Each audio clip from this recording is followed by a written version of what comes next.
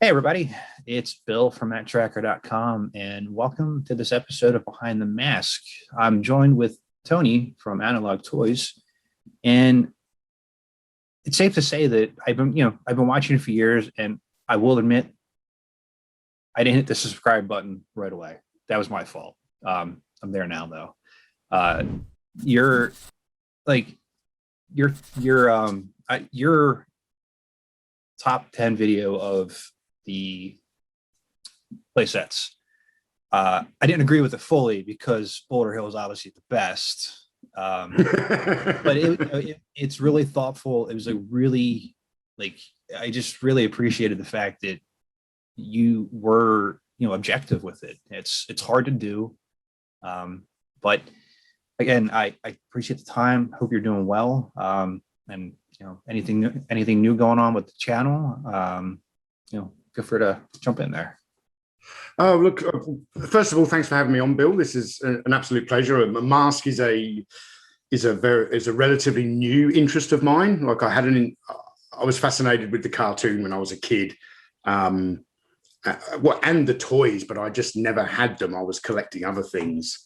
But at the moment, like with the channel, obviously we've just got past Iconicon. I was one of the people who came up with the idea, kind of me and Melinda from Retro Blasting. And kind of as we were getting into the weeds of it, we spent 5 months planning and then this huge convention.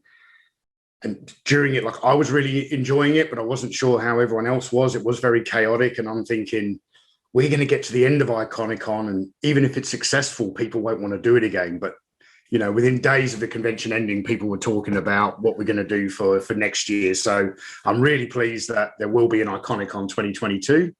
Well, you got some time to really plan it out now. So. Yes, yeah. Yeah. So no, that's great. It was really well done. I didn't see everything, but I did tune into a lot of the stuff that you were doing and retro blasting. I'll let you into a little secret, Bill. I still haven't seen everything. Well, the important thing is that you had fun. Yeah. And you guys really accomplished, just talked a little bit before the recording. It's a really tough thing to do and a really great idea to do a convention in that kind of setting. I thought it was really well thought out. So I appreciated it.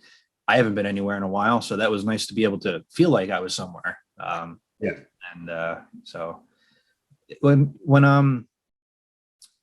you guys, so you had a couple of M.A.S.K things come out recently, and that's what led me to go, you know what, you're next. I want to try to see if I can talk to Tony for a little bit, pick his brain on the toys, on the cartoon, and just see what's going on really. But in the pantheon of let's say 80s toys, for you, where would you rank M.A.S.K? You could be completely honest because, like you said, it's relatively new for your collecting, and everybody's opinion is different. And I promise I won't hate you if it's. Well, there's two ways that I can answer this, Bill. I can answer with the way I felt when I was a child in the 80s, and there's a way I can respond now that I have a number of the toys in the collection. Maybe I'll give you both answers. So in the 1980s, as a child, I was very interested in military themed toy lines. So Action Force, G.I. Joe, Action Man, even A-Team. I got big into Coleco's Rambo toy line. So I would have pretty much put those in my kind of top 5 when I was a kid. I was fascinated with M.A.S.K. I really enjoyed the cartoon, and it was just a case of, there's only so many birthdays and Christmases in a year and so much pocket money. And if you're collecting Action Force or something else, you pass up M.A.S.K. No, that tends to happen. You gotta pick and choose. And before, not to interject, but I learned a lot about those figures from your videos too. I wasn't too in the know of some of them. And obviously Rambo, I kind of knew a little bit about that, but there was I didn't know there were so many that I did learn about there. So I appreciate that. But yeah, it's actually a good idea to split it between your 80s self and now. So it's an interesting idea. So what are you thinking?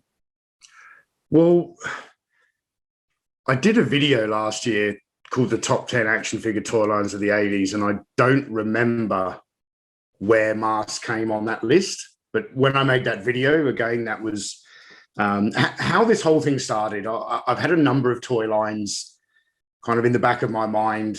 Normally, I kind of fill out a collection, and once I've done a big video on that particular toy line, I then move on and start collecting something else. And M.A.S.K was always one of those toy lines I wanted to get into. And it was really triggered by some supporters of the channel who donated some stuff. Like this complete Boulder Hill was a donation to the channel, an incredibly generous donation. So I was like, right, now I'm going down this M.A.S.K road. So I've been buying a lot of stuff myself. I have a switchblade on the way. I'm looking for a jackhammer, but trying to find a jackhammer without the gun. With the little gun on the top. Very, very difficult.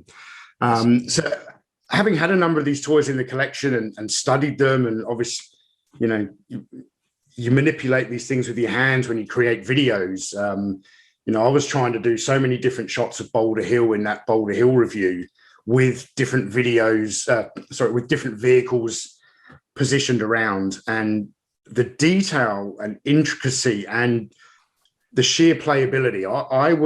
I would put M.A.S.K, I'm going to say, in the top 3. Wow. Either 2 or 3 now. Is this your 80s self or your current self? This is now. Wow. Okay. This is now. In the 80s, M.A.S.K wasn't even in my top 5. Okay. I just wanted to make sure. That's great. I'm glad that you caught the bug.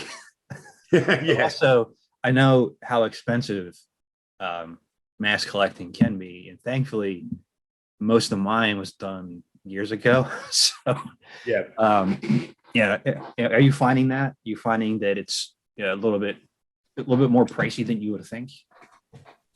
Yes, I am. My most recent acquisition, which arrived in the post yesterday, I am not a fan of this toy. But I can't do a big, I've got a sub-series of videos on the channel called Toy Histories. They're really like the big flagship videos. I've done one on Ideal's Evil Knievel, Gabriel's Lone Ranger, the history of G.I. Joe. There's been a Star Wars one, Indiana Jones. M.A.S.K will be the next one. And I was like, I can't make the video because this is a key character. But even for me to pick this up, this is in pretty good condition. This was like $45 just for this. Yeah, I've been, so with the channel, I do I'll do toy reviews, I'll do agent profiles. I'm just doing M.A.S.K things for the most part and branching out a little bit here and there with some of the other things that I really like. And I just reviewed Scott and T-Bob because technically it's a toy that came out. And yeah, I had some nice words. Not so nice words, some nice words, but I don't understand the scaling of it. And all they needed was a little yellow on a shirt. It would have made it like 10 out of 10. But now it just looks like it came from one of those little, things you put the quarter in, you spin it, and you get the thing, little egg comes out, whatever it is. That's what it looks like it came out of. But T-Bob, he's an interesting character in that sense. I don't know how else they would have really been able to do that justice. And in the review, there's a video in there where somebody's working on complete transforming T-Bob. Like, it's really intricate. It's in beta stage right now, so it's pretty neat. Really cool to see. But you're right. Why would you don't want that? It's like, but you have it's part of it, and that's really what it comes down to. And So you have that on the way. You have that. You have Switchblade on the way as well. Yep. Was that where would you rank that one in? Let's just go with the Venom side of what what you're aware of. I always thought it was like number one for me, but I don't know what you think too. So although I didn't have a lot of these toys when I was a kid, I did play with a lot of them. Now I had a friend in the street who had a number of toys. I clearly remember playing with the Rhino and the Switchblade. So I think out of the Venom vehicles, I don't know if this is going to be controversial. I actually find the Piranha superior to the Switchblade. Well, it's not an unpopular choice there. What you made, like a lot of people hold Piranha really close to their heart. People that I talk to, just in chats or things like that. Piranha's the one that, whether or not it's mechanically superior, it's the one that everybody's that they're like, hey, yeah, Piranha, that was Venom. And on the flip side, Condor, like those were the two that everybody would remember the most. It wasn't Thunderhawk, it wasn't Switchblade. It's kind of funny. Two of the flagships for the line, but the two of the smaller ones are the ones that people remember because that's what people could afford. And that's what they were the I call them the entry level price point toys. So the kid, right? It's the new line. The parents are going to get you the smallest, cheapest one. It's either going to be the Piranha or the Condor, and then you're going to go away from that and decide, right, am I going to go all in on M.A.S.K or not? And I had a Condor for a while as a kid, but I want to say that it was loaned to me from a friend at school. It wasn't mine. I've got a vague memory of having it at the house for several weeks and then my mum discovering that actually it belonged to Jimmy down the street and made me take it back to him. But I love that Condor. You have a good representation there of Series 1, and you got two of the best out of Series 2 sitting there in front of you, Manta and Hurricane. How deep have you looked into all the series of M.A.S.K, and what do you think of from Series 1 to Series 4? What are your if you've looked, what are your thoughts on it? It's quite obvious that as they went into the later waves, Kenner started to do away with all of the chroming, which as a collector now, that's kind of a good thing. I need to do a lot of restoration on the Rhino and even a little bit on the Hurricane here. I've got one of those chrome pens, but like a lot of toy lines, I think not all toy lines. For example, like I see Star Wars as a toy line that just got better and better and better as it went along, like the quality of the sculpting on the figures. Yes. But then I take a toy line like G.I. Joe, and it got watered down over the years. Figures, the quality of the sculpting kind of watered down, and I really don't think you can top that first wave of M.A.S.K. And I collect so many different lines. I can't go out and get everything in every line. So I really look for those like iconic pieces. And to me, I will feel this collection is relatively complete once the Switchblade arrives and once I have a jackhammer and probably a firecracker as well. Okay. No, and that's good. It's good to have that breaking point, right? Because some collections you don't have one. It just keeps going, and it's good to have that breaking point. And you're not missing anything below.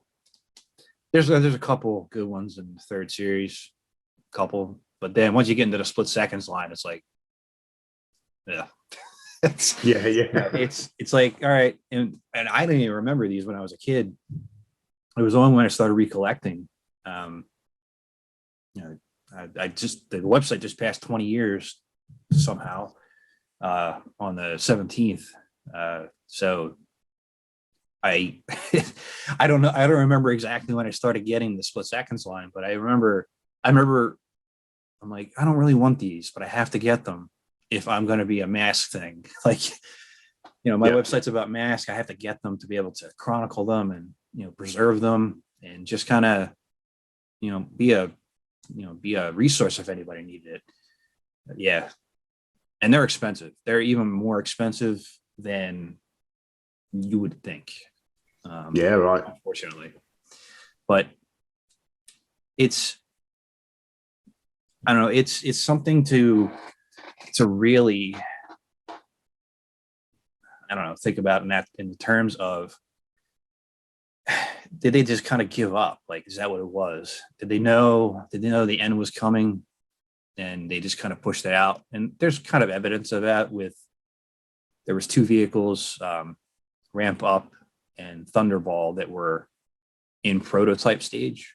There's some of them out there, which I don't have, but I have some reproductions. They were in the advertisements, and it's just kind of like, I guess it just fizzled out. And that's kind of the unfortunate thing with it. You have a line that had some really, really good elements to it, and then it just kind of fell by the wayside. And there's parts of it too that, I don't know, maybe it's I don't know if it's fully tied to the cartoon itself. It was a really well thought out cartoon. The first season, there's some wacky ones in there, but they were all watchable. Like, there's some older cartoons that aren't rewatchable. Like 90% of these are, I think. And then you get into season 2, and then all of a sudden everybody knows each other and they're racing and they're trying to get a flower to somebody or something. And I'm like, what is this? So it probably lined up right there. Do you remember, do you remember how far along you got into the cartoon? Like, did you rewatch it before you started, kind of recollecting and putting out some? I hadn't really watched it for a long time. Like, it was on TV in England when I was growing up. I'm pretty sure it was an after school cartoon in the UK. And it was one of my favorites. Like that and Centurions are two of my favorite cartoons of the 80s, and I didn't collect either toy line when I was a kid. Centurions is like one of the next ones on my list to start collecting after I get over my mask bug. But I was really into the cartoon as a kid. I haven't watched it in a long time, but watched several episodes in preparation for the recent live stream I did about M.A.S.K, and then for the Boulder Hill review. I watched the pilot episode for the Boulder Hill review, and aside from the fact that I don't think Scott and T-Bob needed to be in that cartoon at all, like, they're not great characters. I've never understood this fixation that creative studios have when they're making a property for children, be it a film or a cartoon or whatever, and they feel like they have to put a child in for us to relate to. Like, I've never needed that. I would have just preferred to follow. Well, I mean, Matt-Trakker in the cartoon is actually one of the most bland characters. That is true. There are some bland elements to it, but I still like the character, and I'm going to be biased because I talk to the voice actor a lot. So, yeah. But you're right about that. Like, and I just thought of something. Scott and T-Bob weren't in season 2. Maybe that's why it failed, because we couldn't connect to it at that point. They were in. I did episodes where, like, I talked about the character count. T-Bob was like in the most episodes, I think. He was like 66 or something like that. Yeah. He was in one of the PSAs at the end. But you're right. I don't really want Scott to jump in the back of Firecracker and then fall out and have Hondo almost die. That, it's like, I don't, and there were some good elements to T-Bomb, I admit. Even though he was like panicky and, kind of a little bit annoying, he did come through in some parts. But the Scott thing, it was forced, I think, a little too hard. Do you have any other? I can't think of them off the top of my head. Like some of the other ones where there was like a kid portion put in. Like I guess Orko maybe wasn't a kid, but maybe that was meant to, capture us a little bit more. I think more for me, it was probably more in film. Flight of the Navigator, I think, is a good example. Or yeah, here's a good example: The Phantom Menace. That story did not need to start with Anakin being as young as he was, and then, but by the end of the film, there's a lightsaber battle going on the planet, and he's flying around in space, and he's like, what, 7 years old? Yeah, he saved the day. Yeah, he was all set. That's actually a really good point. And I remember watching that in the theater when it came out. I was in the first row of the theater. I was always seat I can get, watching it, and I'm like, all right, that kid's annoying. What the hell's that thing? Jar Jar. Why? What am I looking at? And I love a good, I love good political banter. In my sci-fi movies, but there wasn't the lightsaber duel. Was fantastic, but when they interlocked it with the space scenes and Queen Amidala, I'm like, go away. I want to see this. But you're right. Like, what's he doing? He's sitting there. He was completely useless to the story. I don't know. And it's like, it is something to think about, Matt. And I wonder. I want to watch an episode. I want to really, really watch it. And I'm going to be like, Scott doesn't need to be here. Okay, just cut these scenes. Like, I'm gonna trim it. So it's like, it's more watchable on that side. But that's a good point though about the Phantom Menace. There, I think we're onto something here. I think Anakin and Jar Jar are the Scott and T-Bob of the Phantom Menace. I am not going to argue that. If anybody wants to, feel free in the comments. But I'm 100% sold on that one. So, all right. Grew up, you watched M.A.S.K. You're recollecting it right now, and you're probably well aware that there was this huge find of a warehouse of not just M.A.S.K. toys, but there were some other things in there too. I thought it was photoshopped at first. I have a keen eye for that. And then I was like, this is real. What was your initial thought that, hearing about it and then seeing some of the photos and things like that? I believed it was real straight away.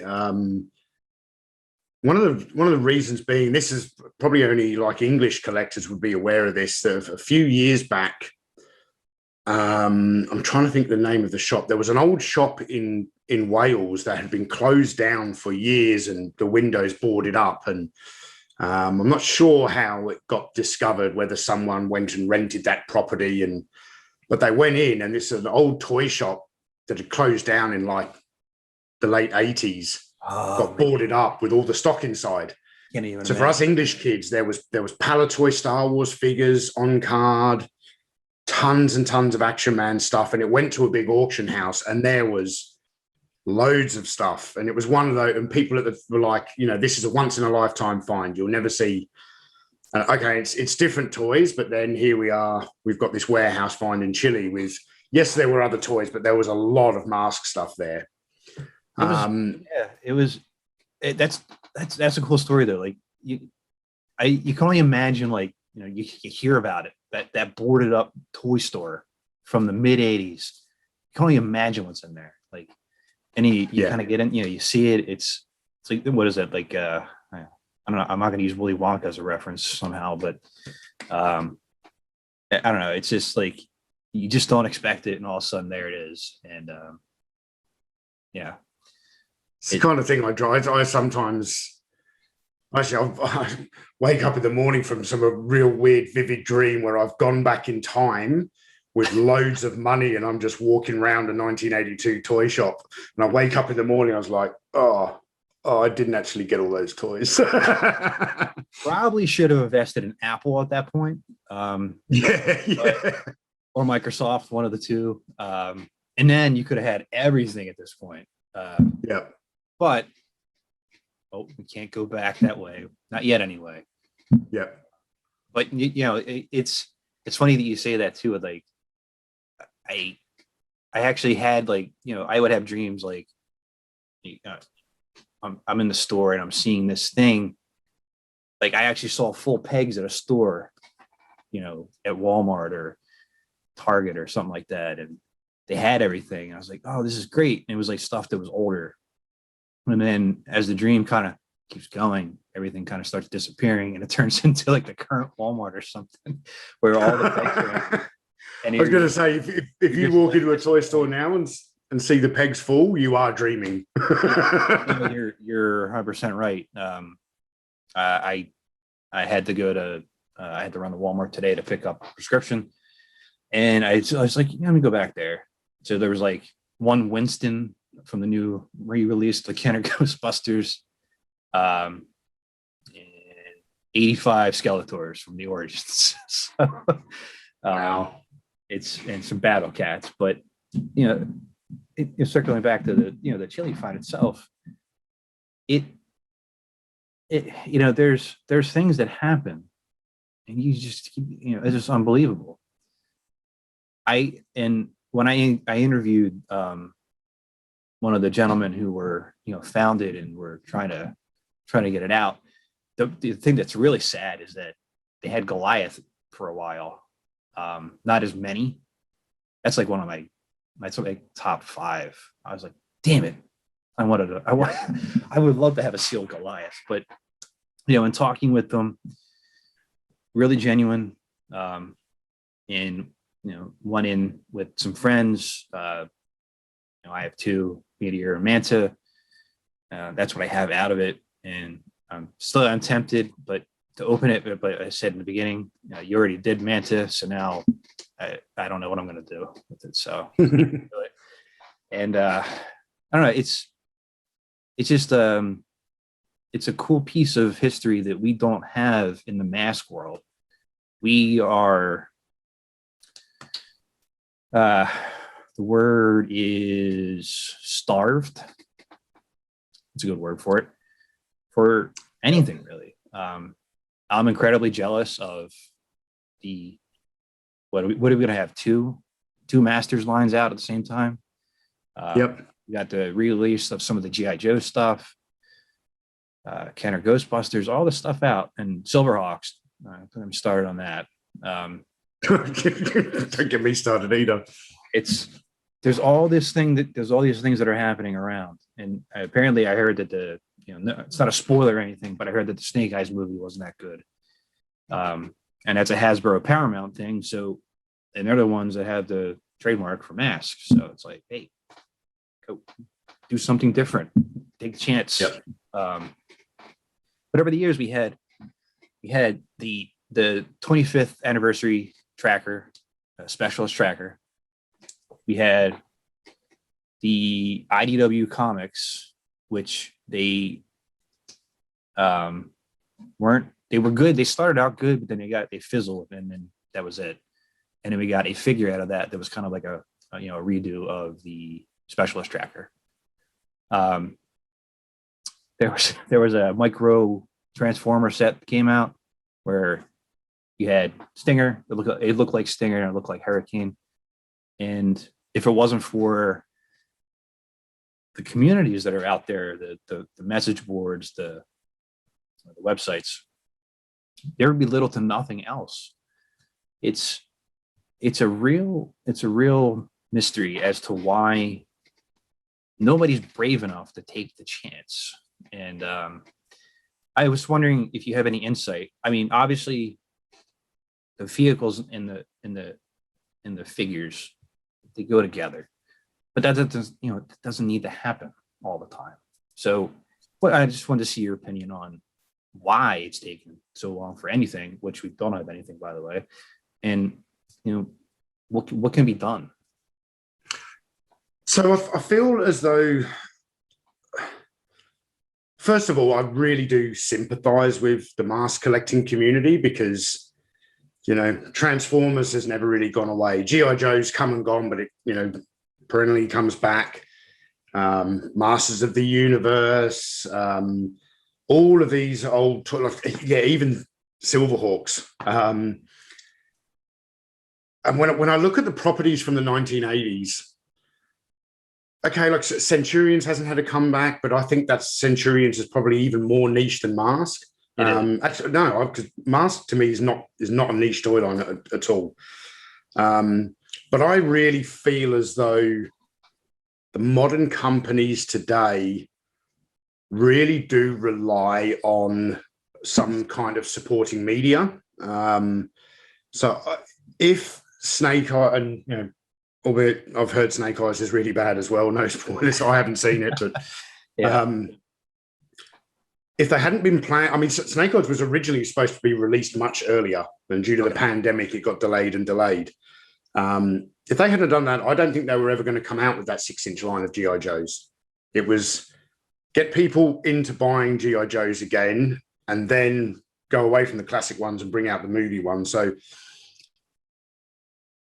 I really feel like they wouldn't go down the road of making a Mask toy line unless they had a media property to tie it to.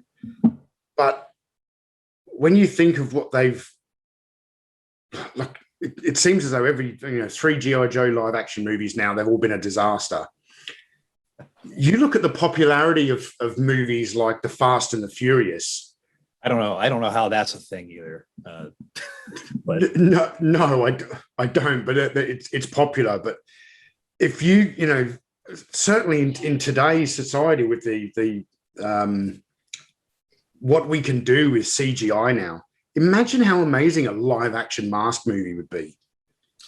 And I think it would be incredibly popular. Like people like cars and trucks and explosions and it's to me it's like it would almost be a combination of Transformers and Fast and the Furious. I hope they took the storyline a little bit more seriously than that, and I hope that Scott and T-Bob aren't in it, but they have to be in it.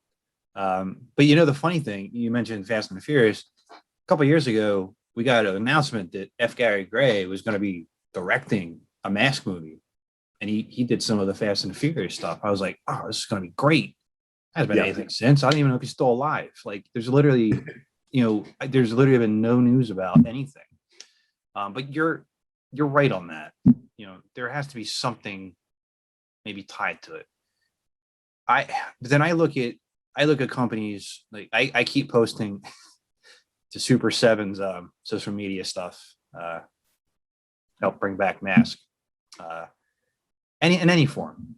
They can do the reaction figures. I buy them all. I'd buy 10 of them, 10 of each one.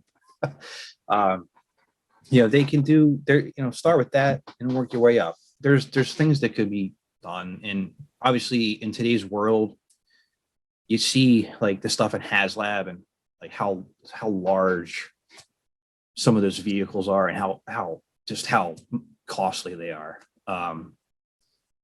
That would probably, if you did a 6-inch line of M.A.S.K figures and you were trying to do vehicles with them, I don't even know who would be able to afford those, to be honest. But one of the problems is that the molds, the original stuff, a lot of it was lost. But obviously with 3D technology now, they can buy a set and re-release it. Like, just here's M.A.S.K. Here it's redone. on something, and then you got that, that element.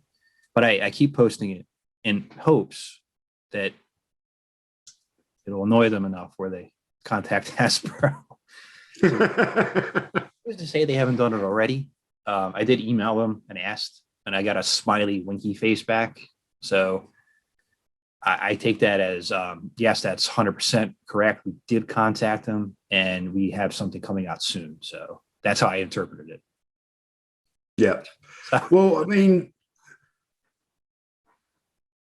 Silverhawks are far more niche than M.A.S.K. I'm so pissed off. Like, I was so mad when I saw that. I was in a meeting. I was in a work meeting. I was like, looking at my phone. I was like, Silverhawks. Yeah, we can talk about it if you want. It doesn't bother me. What's your thought on it? Well, they're not silver. Yeah, that's a. They're not silver. I think they're overpriced.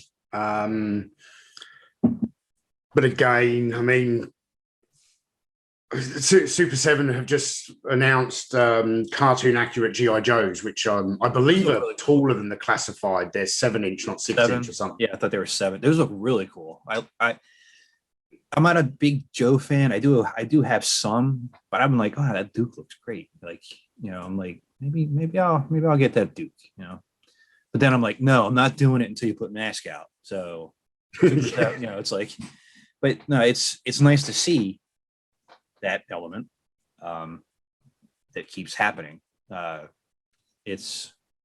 I worry that if movies like Snake Eyes, if that is true, that it's not great, and all these other ones keep kind of failing, I'm worried that they're going to just be like, you know what, let's just stop this. Let's stop with these properties. Let's focus on something else. No, I don't think they will. Like that, they may make the decision to go like, hey, we've rolled the dice 3 times here on GI Joe. Let's give up on GI Joe. But I don't care what people think of the Transformer movies. Like, I'm not a huge, but Bumblebee wasn't too bad. I'm certainly not a fan of the Michael Bay films, but they were blockbusters. They made tons of money. Yeah. I really feel like I don't feel like a M.A.S.K film would be that big of a hit, like Transformers, Dark Side of the Moon, or whatever it was.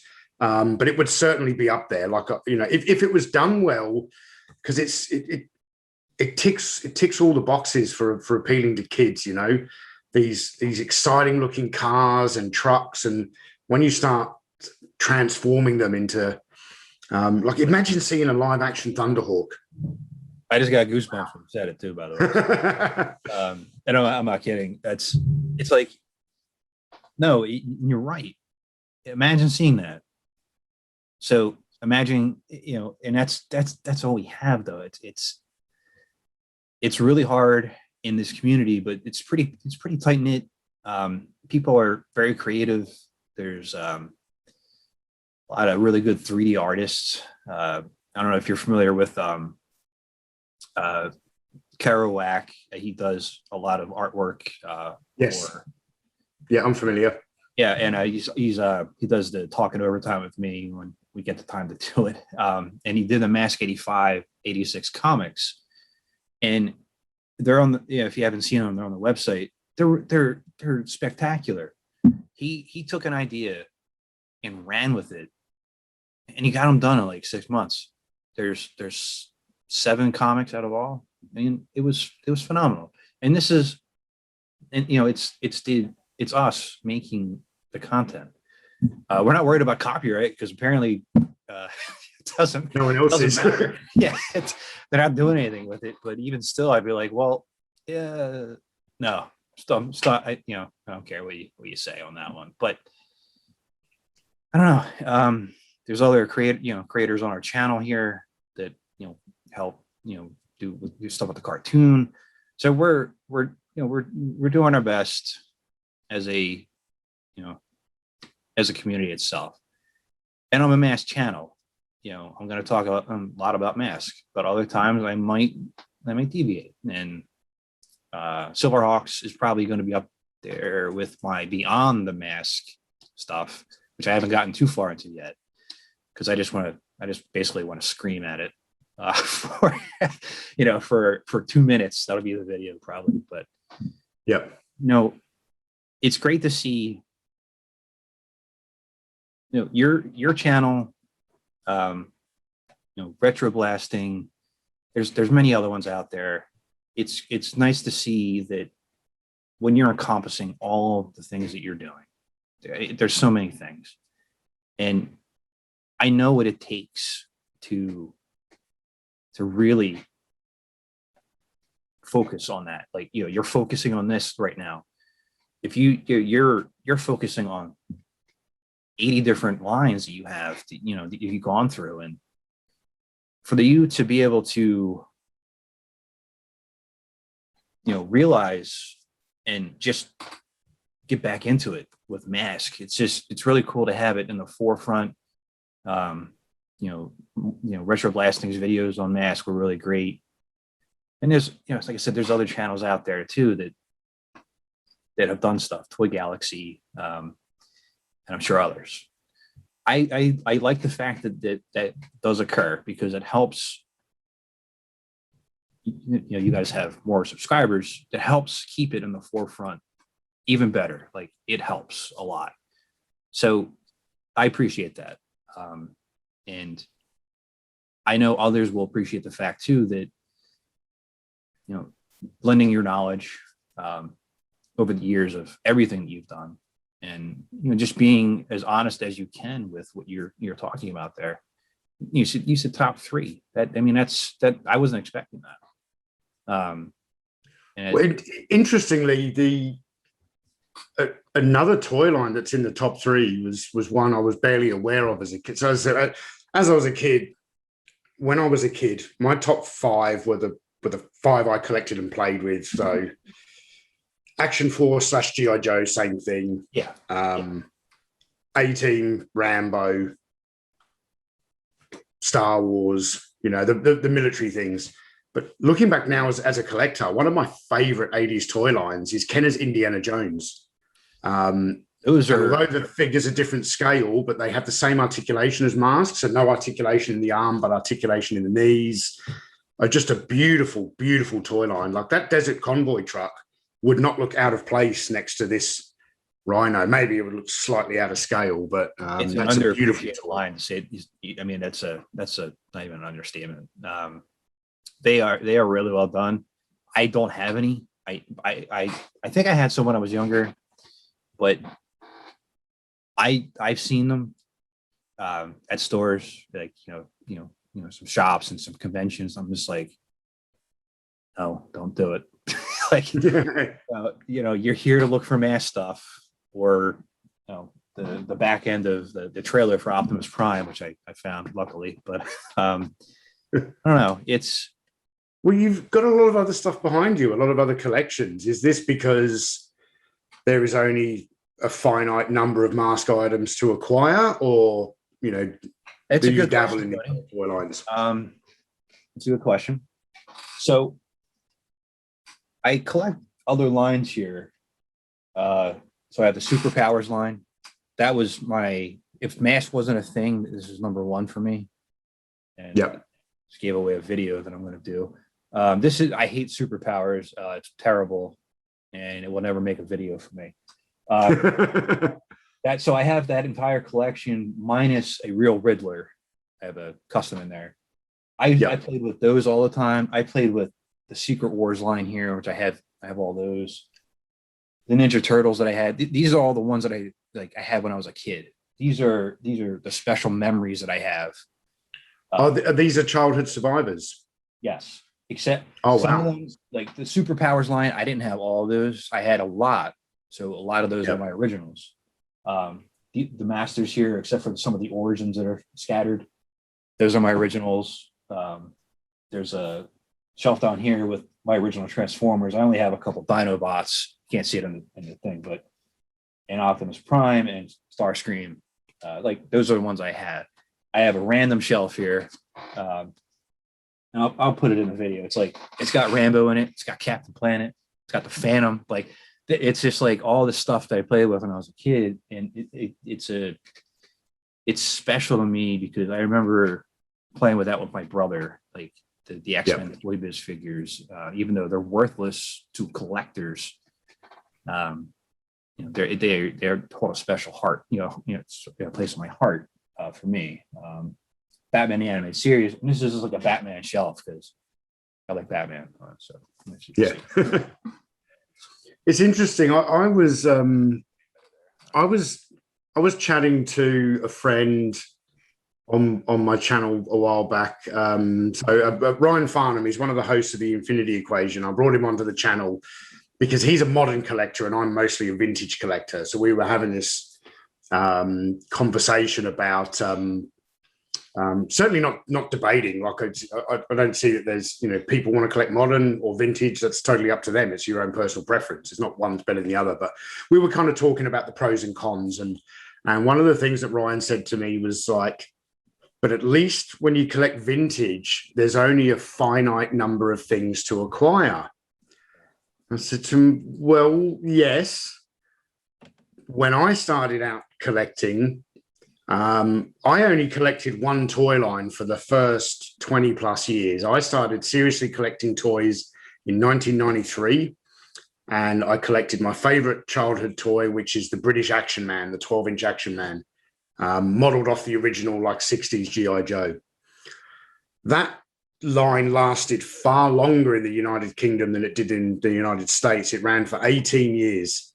I've been collecting that since 1993. And I don't have even close to everything that came out. There are some items in that range. There are only half a dozen still exist in the world. I got to a point about 11 years ago where I just, that's all I'd collected for all this time. And then all of a sudden I was like, I've got so much Action Man stuff. A lot of what I don't have, I either don't particularly want or it's just too hard to acquire. And I was like, I'm just going to start collecting $6 Million Man because I like that. And then here I am 11 years later, I've got all these different toy lines. I've gone out and collected Rambo and Evel Knievel and G.I. Joe and M.A.S.K and Masters of the Universe. So it helps with the channel though. So I didn't actually fully answer your question either. I'm sorry, I interrupted. No. I was just thinking, I'm like, wait, did I even answer the question? So those, like I said, those things there, those are like, the Batman figures, I'm trying to get one representation of each iteration of Batman. I'm not going to get the same Batman over and over and stuff like that. All the other stuff, see if I can get up there. Got some gargoyles up there, Gray Skull, things like that. Nice. So there's elements to the collection that the M.A.S.K collection that are finite, and the fortunate thing is that there's the Kenner licensed to Playful. They were based out of Argentina, and I did a video on it not too long ago where they just had the time of their lives designing these figures. Bring one up here for you. This is not a bootleg. This is a actual figure. Like they're all similar to whatever they are. Yep. Nobody knows the exact number of them. The primary collection of the vehicles loose is, that's been done for a little while. So what I look for now are, like, I have some of the boxes back there. They're not in great shape. I just want to hang them up there. You can see I have the Halloween costume and some mittens up there. So I'm looking for like the little odds and ends, because M.A.S.K was literally on everything, just like Masters. There's things out there that I still don't have in the collection. I'm trying to, like I said, trying to preserve it. So essentially, I have 4 kites. That's great. I'm going to be doing that soon. Yeah. If you want to watch 39-year-old incredibly out of shape try to fly a kite, make sure you check that one out. There, and I don't go overboard, and that's the main thing. There are so many things out there where you can go this is $500. And I need it in my collection, but I also need to, get the groceries and stuff like that. You have to pick and choose your battles and what you're going to be looking at. So it's always going to be a little thing here and there. But for the most part, stuff behind me is kind of just, good memories. This is my office, and this is also my, my collection room. So it's been a good time to be in here for the past 18 months. Yeah. So, and then I don't know if I can do this here real quick without screwing it up, but so this is this is the figure shelf that has all the figures on it. So yeah, very cool. So it kind of goes up that way, and it kind of goes wherever it wants. But I don't. Do you ever think you said like, hey, there's still some things that you're gonna still try to find from things that you've been collecting for all those years. Do you think you have a cutoff point? Like, what are you thinking? Like, maybe that line is complete. For some of the ones, like maybe I should move on from it. Like with the M.A.S.K line, what you have there, you said earlier, you're going to get, a couple more pieces out of that. And then you're going to consider that complete for you, like, in your collection, and then kind of move on. Like for the ones that you really are passionate about, like, what are you thinking on those? If you even have thought of it all. Yeah, no, I have. So there are certain toy lines, like Palatoy's Action Force toy line. I was seriously collecting for a while there. I did a whole series of videos on that toy line, like 5 different big videos covering all the different waves of toys. Very interesting. Thank you. And barring like a couple of accessories, which I'm still looking for, I have managed to complete that. I say complete. In 1985, they re-released some of the vehicles, and they had like sticker alterations, but other than that, the vehicles were the same. And they had some very rare, they had different drivers that are very, very rare. I'm not too concerned about 1985 because where they changed the stickers, it really changed the branding of it. Okay. So everything from 82 to 84, I have, barring like, you've got the red battle armor set, which is copied from the G.I. Joe Cobra Snake armor set. It's got 3 different attachable arms, and I've only got 2 of the 3. If I find the third one, I'll pick it up, but I'm not too concerned. But then when I then look at G.I. Joe, 80s G.I. Joe, Real American Hero, I will always kind of tick over collecting stuff from that line because it's so expansive. There's always something to get. Yeah. But certainly, I won't really collect anything past like what came out in the US in 80s, even in 86. Okay. The Tomahawk is amazing, but then you also got figures like Sci-Fi, who was fluorescent green. I don't want Sci-Fi. So for me, there's kind of certain eras of things, but I'm not a completist collector. I have a real space issue as it is. For me, it's really about getting representations of the most iconic toys in a toy line. So love him or hate him, I can't do like a feature video on M.A.S.K without this guy, but I can do the feature video without the Firefly. I don't have to have. Just mention him for like, do like a 3-second thing, like Scott T-Bob, and just keep going. Like, but I feel like I have to have a Switchblade. Like, you can't have a M.A.S.K video without Miles Mayhem and the Switchblade. I really feel like there should be a jackhammer in the video. And to me, most of the M.A.S.K stuff that was iconic was Series 1. Certainly there was some good stuff coming out in the later lines.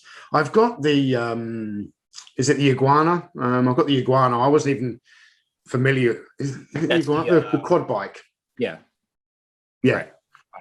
Yeah, I have that in the collection as well. That's obviously a later wave, which I was never even aware of that toy when I was a child.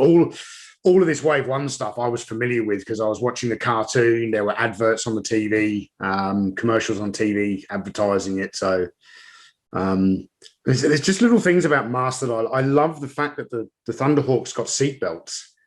I love that they have Goodyear on the tires. Little things add up. They really do. Yeah. Yeah. So I'm looking at Hurricane here. What do you?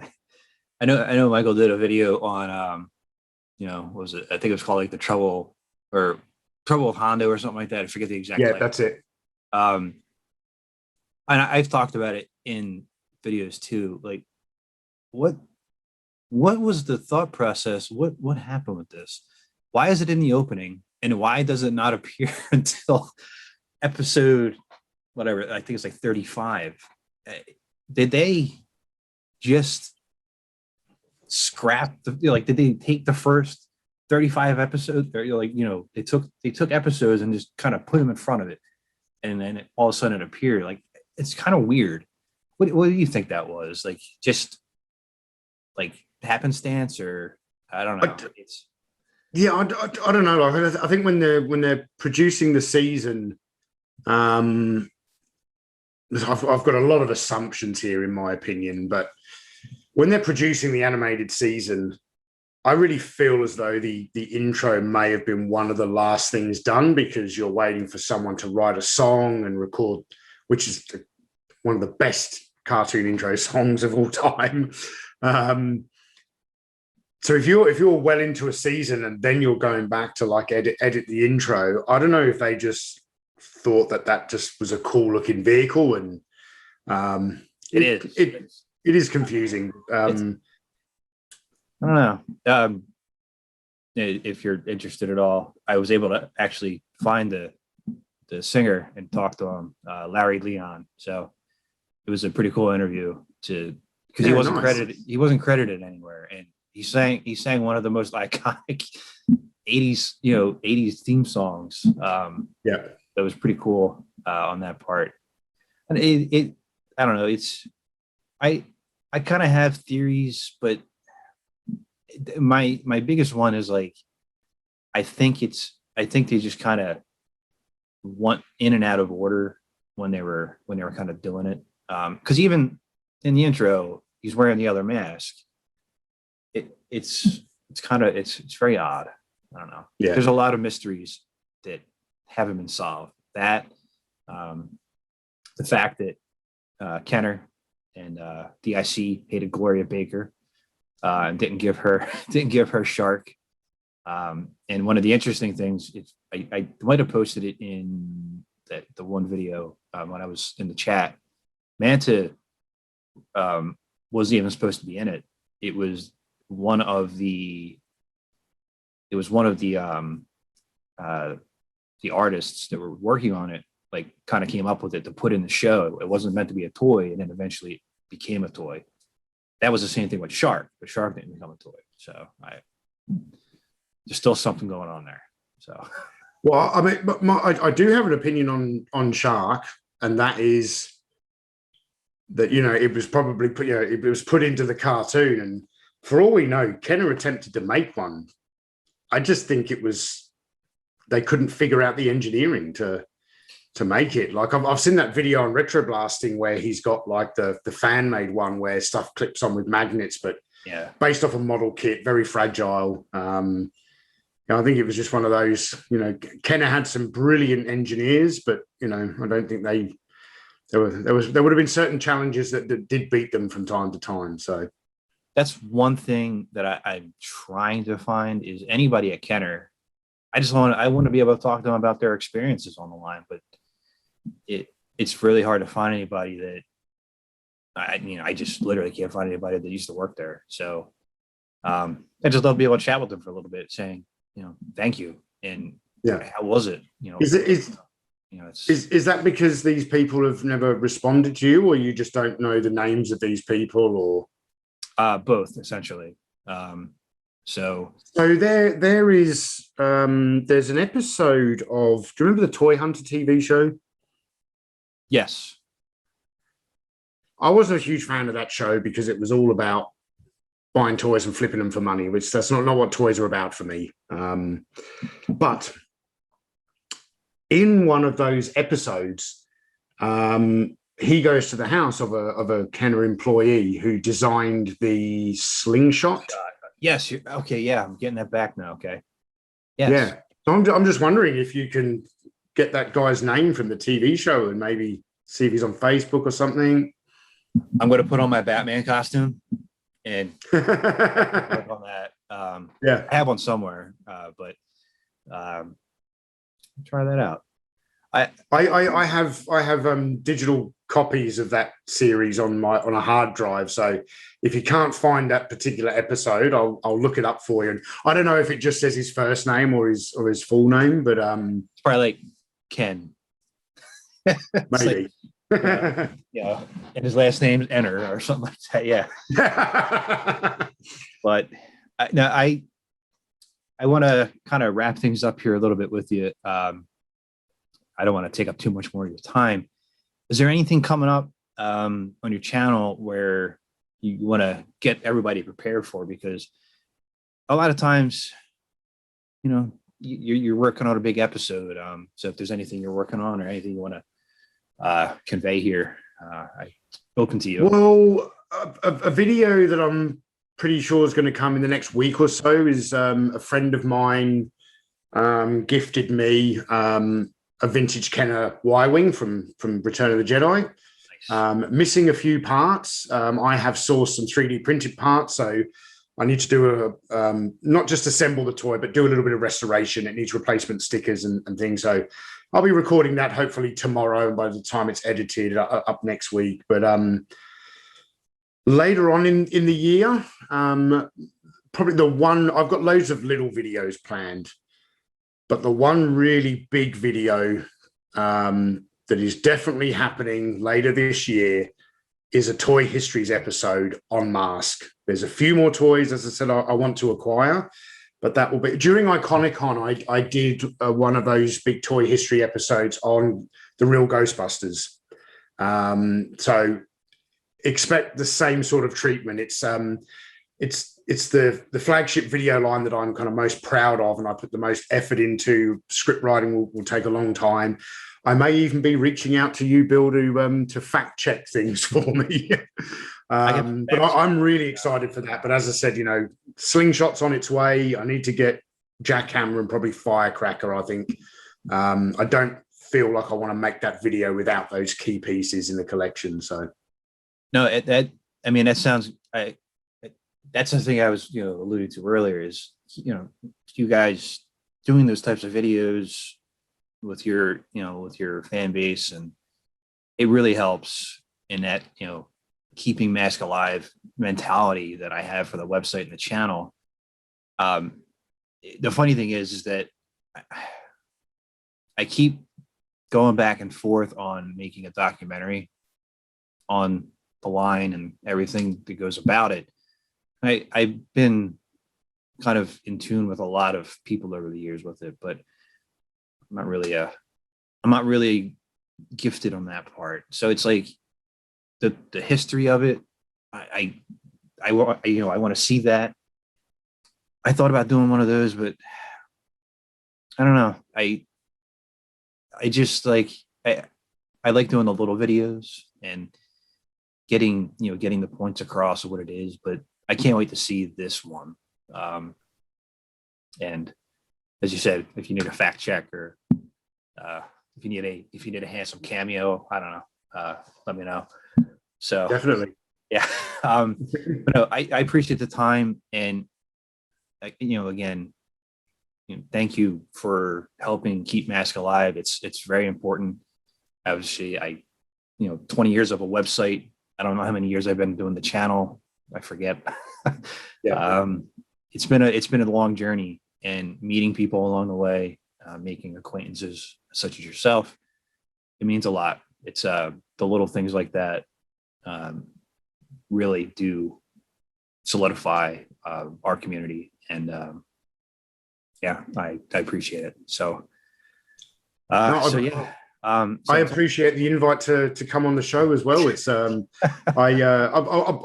first discovered your channel when Michael French was on, and I was like, oh, I wonder if I get an invite one day. I want to talk about masks. So no, this has been great fun. It's nice to, obviously we've been talking a little bit on social media. It's nice to finally connect, and I will definitely be in touch with you about the about my mask feature video. That'd be cool. Anything you want, really. Yeah. So. No, until next time, that's Tony. I'm Bill. Please remember to like, comment, and subscribe to help keep M.A.S.K alive, and we'll talk to you later. All right. Thanks, guys.